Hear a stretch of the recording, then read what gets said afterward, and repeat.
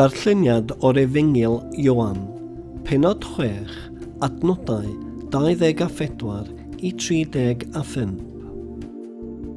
Pan sylweddolodd y dyrfa fod Iesu ddim yno, na'i ddisgyblion chwaith, dyma nhw'n mynd i mewn i'r cychod hynny a chroesi i Capernaum i chwilio amdano.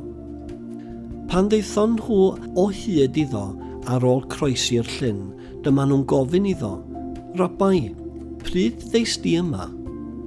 Atebodd Iesu, credwch i fi, dych chi'n edrych amdana i am eich bod wedi bwyta'r torthau a llenwych boliau. Dim am eich bod wedi deall arwyddocad yr wrth.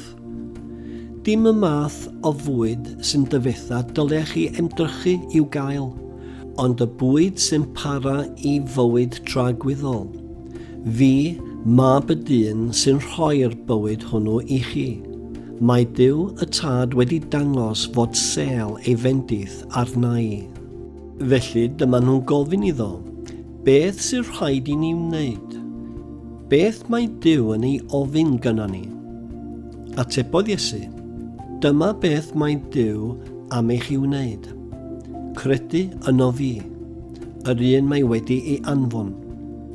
Felly dyma nhw'n gofyn iddo, felly gwna wrthydd yn arwydd clir i ni o pwy wyt ti.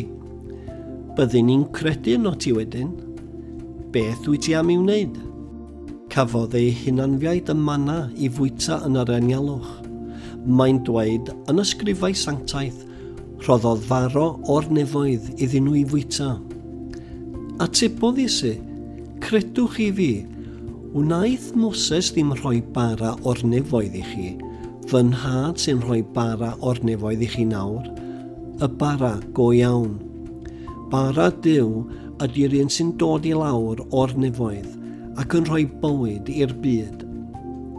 Syr, meddan nhw, o hyn ymlaen, rho bara hwnnw i ni. Yna dyma Iesu'n datgan, fi ydy'r bara sy'n rhoi bywyd. Fydd pwy bynnag ddaw ata i ddim yn llwgu, a fydd pwy bynnag sy'n credu yno fi ddim yn sychedu.